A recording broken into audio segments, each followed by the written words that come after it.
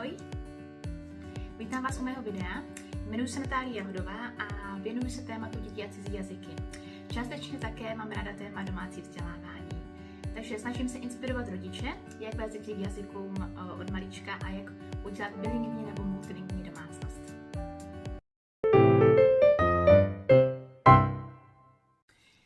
Pokud začínáte mluvit na děti, odvážíte se k tomuto kroku, řekla bych, že každého rodiče čeká takové rozhodnutí, jestli bude používat britskou angličtinu nebo americkou angličtinu, nebo v případě španělštiny latinskou španělštinu nebo evropskou španělštinu. Většinou teda rodiče se zaměřují na tu angličtinu. Víte co, hodně lidí a i klidně lektorů, oni jako kdyby vůbec neřeší, že třeba ty angličtiny mixují. Já si sama pamatuju, že když jsem byla na gymnáziu, měli jsme učitele, kterou jsem úplně milovala. On měl takové super metody, že celou hodinu mluvil anglicky a jako když jsme nerozuměli, tak vysvětloval nebo ukazoval a tehdy mě to strašně na mě udělalo dojem. Jenže po čase, já už jsem tehdy taky uměla docela dobře, protože mě to hodně bavilo, ta angličtina, takže já jsem byla jedna z těch studentů, které už v té době mluvili docela dobře anglicky. A já jsem si všimla, že on, přestože používá americkou výslovnost, velmi často tam komponuje britské výrazy. Nevím, jestli na to měl úplně nějaké vědomé zaměření. A i hodně mých studentů, nebo i hodně českých lektorů vidím, že oni nemají úplně vědomé zaměření, že teď používám jenom americkou a opravdu se na to dávám pozor, nebo teď používám jenom britskou a dávám si na to pozor. Takže je to důležité, je důležité používat jenom jeden akcent, když mluvíte nebo když mluvíte na děti. O tomhle je toto video. Vy, co mě sledujete, víte, že já jsem měla takovou neortodoxní metodu, že mám ráda prostě jazyky, angličtinu, španělštinu, francouzštinu a rozhodla jsem se, že bych děti vychovala bilingvně a s tím, že na ně budu mluvit jenom anglicky, aby měli jako kdyby od všeho ostatní češtinu a ode mě jenom angličtinu. Proto když byly děti batolata, začala jsem na ně mluvit anglicky. Co se týče té angličtiny, já jsem tehdy až tak nerozhodovala se americkou nebo britskou z toho důvodu, že já jsem žila 5 let v Anglii a studovala jsem tam i vysokou školu. Takže jako kdyby já jsem z té Anglie tak moc nasáhla tu britskou angličtinu, že už mě přišlo jako kdyby automatické ji používat. Jo, že kdybych se chtěla třeba přeučit akcent, tak je toho už potom těžké. Bylo by to pro mě hodně těžké se úplně přeučit akcent, ale asi kdybych to, jak jsem na to zaměřila, dá se to, ale nechtěla jsem, protože už jsem to prostě měla hodně naposlouchané. Takže co se týče té angličtiny, tak to bylo jasné. Nicméně, já dělám ještě tu španělštinu a tam jsem měla trošku zajímavý příběh. Začala jsem se učit, v minulosti jsem se už moc krát španělštinu učila, ale opravdu pořádně jsem se začala učit asi před 7 lety. A 3 roky na to, když jsem se docela intenzivně učila, jsem si řekla, že bych zkusila dětem přidat ještě tu španělštinu. Takže začala jsem mluvit i španělsky. A moje hlavní zdroj byla tehdy latinská španělština, protože strašně jsem k ní měla vztah. Měla hrozně ráda Jižní Ameriku, zvlášť teda tu severní část Jižní Ameriky, Kolumbie, Mexiko, Ekvádor. A hodně jsem sledovala i seriálistama, takže z nějakého důvodu jsem hodně lnula k té latinské španělštině, v té výslovnosti, gramatice, prostě k tomu, co používají v této části Ameriky. I když prakticky hodně vím, že když mluví rodiče třeba španělsky nebo lektoři, když učí, tak drtivé většině používají v Česku tu evropskou španělštinu, protože přece jenom je to k nám blíž, to Španělsko. Takže v tomto jsem udělala trošku netypické rozhodnutí a řekla jsem si, že budu se zaměřovat výslovností na tu latinskou.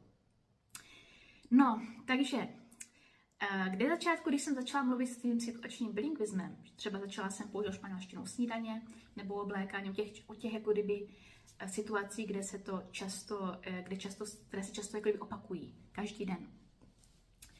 A když jsem nevěděla nějaký výraz, našla jsem si vždycky rychle na Google nebo na YouTube, vždycky jsem si řekla, které jakože vzala jsem si třeba lakosína, jo, řekla jsem si, že z toho, co první mě vyšlo, to jsem začala používat. Takže jsem neměla vůbec zaměření na to, jestli jako z kama ten výraz pochází. Což byla to chyba? No, nevím, no.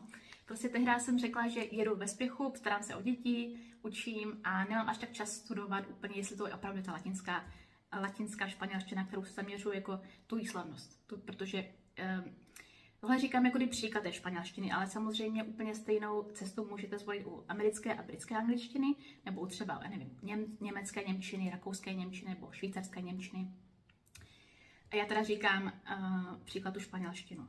Takže věděla jsem, že výslovnost používám tu latinskou, ale když jsem si hledala výrazy, tak mi to bylo vesměs jedno. Hlavně, že jsem našla té chvíli ten výraz, který mě chyběl, a takhle jsem jako kdyby začala mluvit a moje vlastně cíl byl dostat se k nějaké plynulosti, kdy už vím, jak se řekne všechno.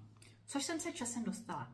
Časem, protože jsem nepolevila, bavilo mě to, prostě mám na to nadšení a časem jsem už uměla opravdu říct hodně a měla jsem plynulost v té španělštině.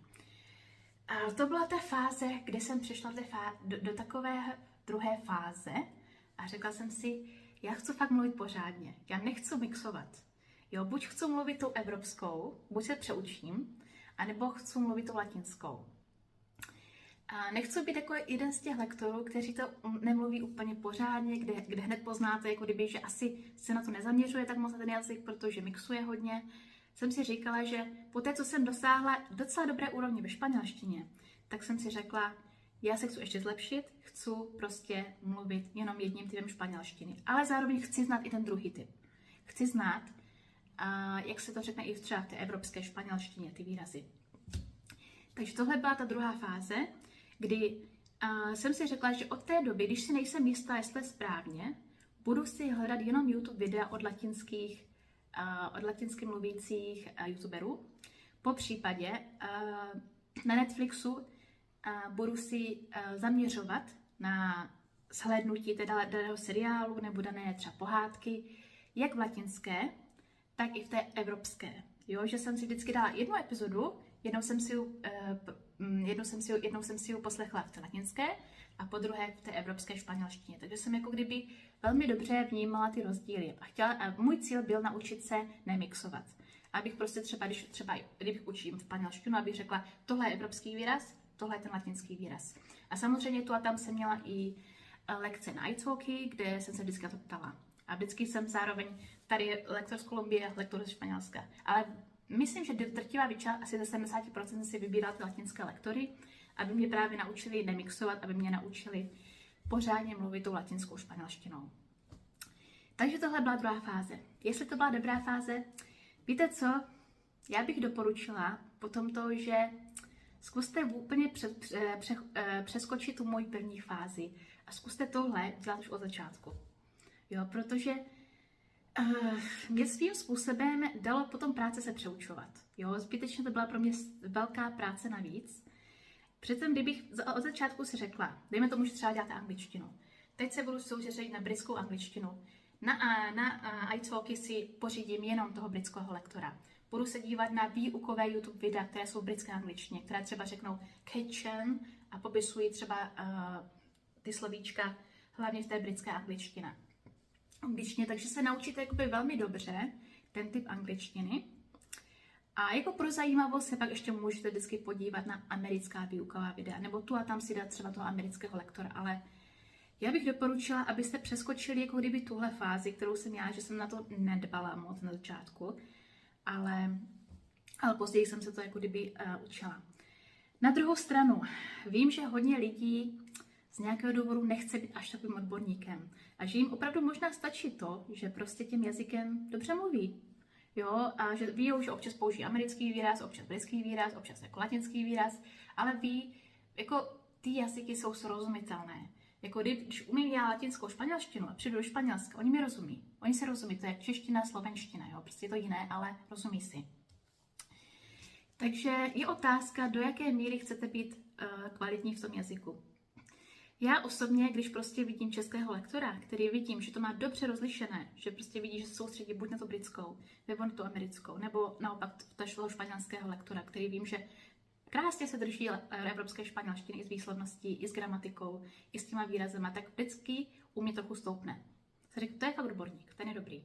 Jo, ten prostě dal si práci, že něco sledoval dvakrát, protože prakticky já jsem se učila jako kdyby dva jazyky. Jednu evropskou, tu španělštinu a jednu tu latinskou. To jsou fakt, to je tolik rozdílů tam.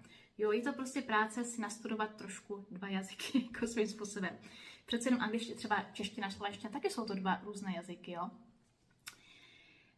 Takže já bych možná doporučila se na to zaměřovat.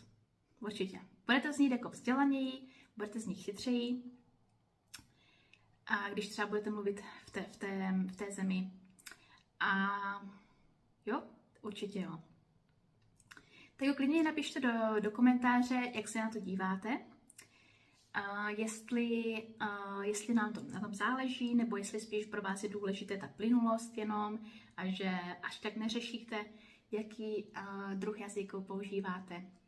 Já teda doporučuji to vědomé soustředění a doporučuji, aby se to dělo už od začátku, co jako kdyby začínáte mluvit buď s dětmi, anebo ani když nemluvíte s dětmi, třeba když opravdu chcete mluvit plynule nějakým jazykem. Já doporučuji, že od začátku se soustředit na na používání toho jednoho typu akcentu. To je zatím jinak moje první video, které jsem udělala jako kdyby na YouTube kanálu. Zrovna dneska mi napadlo tohle téma.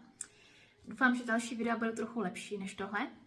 Ale kdybyste chtěli prostě více sledovat typu ohledně tématu dětí a cizí jazyky, jak vést děti multilingvním způsobem, pokud jste nadšenci do jazyku a chtěli byste mít bilingvní nebo multilingvní domácnost, můžete dát odebírat můj kanál. Také mě můžete sledovat ve Facebook skupince jak na angličtinu a další jazyky od malička, nebo na Instagramu angličtina od malička. Pak tady mám ještě Facebook blog o mojí domškole, který se jmenuje Plky mámy domškoláků, kde píšu různé zážitky, úvahy, nebo jak prostě vedeme domškolu, to je další téma, které mě zajímá. Takže tohle jsou kanály, kde máte odkaz v popisku videa. Tak mějte se hezky a přeju pěkný zbytek dne.